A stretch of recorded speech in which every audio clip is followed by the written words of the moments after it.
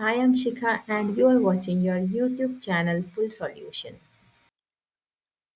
Welcome back everyone to EVS series and we are doing the EVS MCQ series for the examination क्योंकि हम लोगों को concept समझने में बहुत टाइम लगते इसलिए हम लोगों ने MCQ का रास्ता अपनाया है। MCQ के साथ कॉन्सेप्ट भी समझते जा रहे हैं और अपने MCQs को भी क्लियर करते जा रहे हैं। Okay, let us start from 61 number question.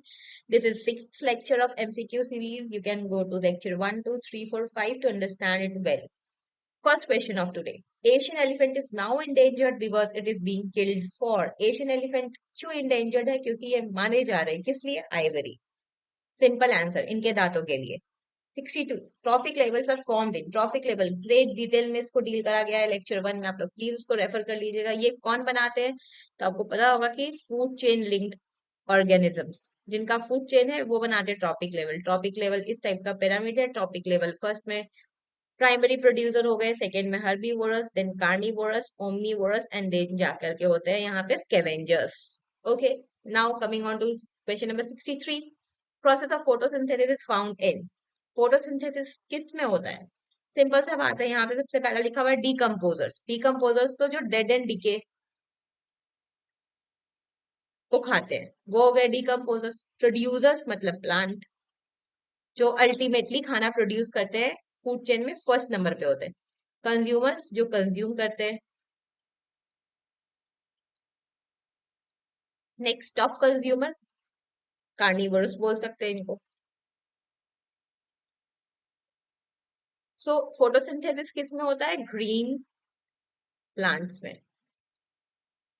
क्यों होता है? क्योंकि इनके पास क्लोरोफिल होता है। Chlorophyll is what? Green pigment जो किसके साथ रिएक्ट करता है? सनलाइट के साथ। और सनलाइट के साथ रिएक्ट करने के बाद ये क्या बनाता है? फूड बनाता है, यानी ये बोल सकते हैं एनर्जी प्रोड्यूस करता है। Now coming on to 64 number question. The three R principle in waste management stand for reduce, reuse, recycle. बताने की जरूरत नहीं है। 65. Which one of the following is not an air pollutant? Air pollutant कौन सा नहीं है? Smoke air pollutant है। CO2 carbon dioxide green house gas है ना ये, तो एयर पॉल्यूटेंट है। नाइट्रोजन एंड सल्फर डाइऑक्साइड, अब ये दोनों का नाम हम लोगों ने एसिड रेन में सुना है, लेकिन नाइट्रोजन ऑक्साइड सुना है। अगर ये ऑक्साइड लग गया तो ये पॉल्यूटेंट है, पर यहाँ पे सिर्फ nitrogen, it is not air pollutant. C will be the answer correct. C, human body में या ह्यूमन जब सांस लेता है, इनहेल करता है, तो 70 पर हमारे अर्थ में अगर ह्यूमन सांस लेता है, इनहेल करता है, 70% हम लोग नाइट्रोजन गैस ही इनहेल करते हैं। बाकी हम लोग 21% ऑक्सीजन इनहेल करते हैं, 71% नाइट्रोजन इनहेल करते हैं, और बाकी जो भी बचा है 1-2% वो हम लोग 9% दूसरी गैसेस को इनहेल करते हैं। 16% ऑक्सीजन बॉडी में यूज हो जाता है, बाकी ऑक्सीजन बाहर निकल जाता है। तो बस यही हम लोगों को जानना है कि nitrogen is not a air pollutant, लेकिन उसके साथ कुछ कंबाइन हो जाए लाइक नाइट्रोजन ऑक्साइड डाइऑक्साइड तो ये पॉल्यूटेंट है। वो is associated with Chipko movement. Initial videos को रेफर कर सकते हैं, पूरी स्टोरी बताई हुई है। 67. In which year Silent Valley was declared as national park? It is 1984। Factual question. Ozone is formed in upper atmosphere by photochemical reaction with. Ozone किस के साथ रिएक्ट करके अपर एटमॉस्फेयर में बनाया जाता है? ओजोन कैसे बनता है? तो ultraviolet solar radiation. Ozone is formed in upper atmosphere by a photochemical reaction with ultraviolet solar radiation से ये कंबाइन करके ओजोन बनता है। ठीक है, अब हम लोग यहाँ पे देखिए कुछ चीजें, अल्ट्रावायलेट, इंफ्रारेड, विजिबल लाइट, तीनों इंपॉर्टेंट है। इस तीनों को समझ लेते हैं एक बार, इस लाइन से समझते हैं।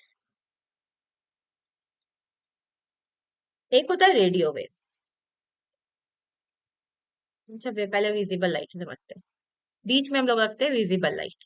विजिबल लाइट मतलब जो लाइट हम लोग देख पा रहे हैं, सनलाइट भी दिख रही है, बल्ब की लाइट दिख रही है, जितनी भी लाइट दिख रही है वो विजिबल लाइट। अब विजिबल लाइट से कम कौन कौन होता है जिसको हम लोग देख नहीं पाते हैं? एक होता है रेडियो वेव। नेक्स्ट होता है माइक्रोवेव। रेडियोवेव वही जो सिग्नल वगैरह होता है, टीवी का रिमोट से आपको क्लिक करते हैं तो टीवी पे जो सिग्नल जाता है वो दिखाई नहीं देता है ना, वो radio wave. Next microwave. Microwave oven वाला ही है microwave. Next, infrared.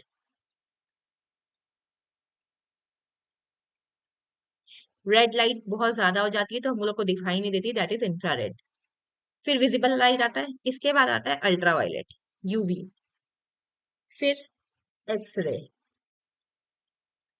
And next है गामा रे। हम लोगों को सिर्फ ये वाला पार्ट दिखाई देता है, बाकी दुनिया में इतनी लाइट्स है, हम लोगों को सिर्फ विजिबल लाइट दिखाई देती है। अगर हम लोग बात करें इसकी, तो जैसे जैसे ऐसे जाएंगे इस तरफ, वेवलेंथ इंक्रीज हो जाएगा। ये आप लोग को समझना ही, छोड़िए फिजिक्स नहीं समझते यहाँ पे, बट ये याद रखिए कि वेवलेंथ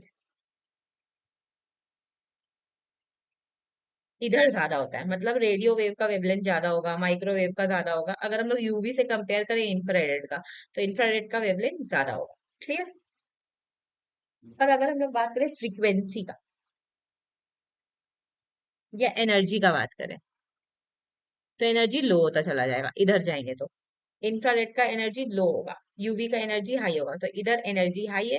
लाइक आप लोग देखते होंगे एक्सरे को कहाँ पे यूज होता है, बोन वगैरह के चेकअप के लिए एक्सरे यूज करते हैं, तो एनर्जी हाई होगा तभी तो इसका एनर्जी हाई है।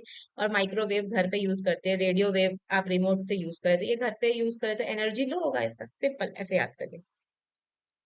Next 69 number question, Minamata disease is caused due to pollution by. Simple सा आंसर है मरकरी। मरकरी से मीना माता डिजीज होता है। मरकरी जब पारा, जिसको हिंदी में बोलते हैं, इसका कंटामिनेशन वाटर में या कहीं भी बढ़ जाता है तो उससे मीना माता डिजीज होती है। 70 number question last, Sardar Sarovar project is situated on which river. बहुत इंपॉर्टेंट है अभी जो इन्फॉर्मेशन मिलने वाला है। सरदार सरोवर प्रोजेक्ट नर्मदा पे है, ये याद रखना है, बस इतना ही याद रखना है। अब हम लोग एक एक रिवर के बारे में देखते हैं। Ganga, original origin from Gangotri, Gangotri glacier. Yamuna, from Yamunotri glacier. Kaveri, from ताल कावेरी।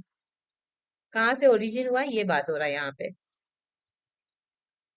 नर्मदा, फ्रॉम अमरकंटक प्लेटो। अमरकंटक प्लेटो से ओरिजिन हुआ है, तो ये ओरिजिन हुआ।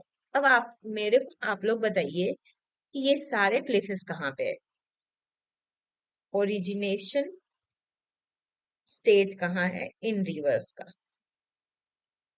हर रिवर्स का, गंगा का ओरिजिनेशन स्टेट कहाँ है, यमुना का ओरिजिनेशन स्टेट कहाँ है, कावेरी कहाँ से ओरिजिनेट होती है, नर्मदा। ये तो मैंने प्लेस का नाम बताया कि जहां से ये ओरिजिनेट होती है, उन प्लेसेस को ये बोलते हैं, आपको स्टेट बताने। Okay, thank you for watching, keep studying, keep learning. Thank you very much.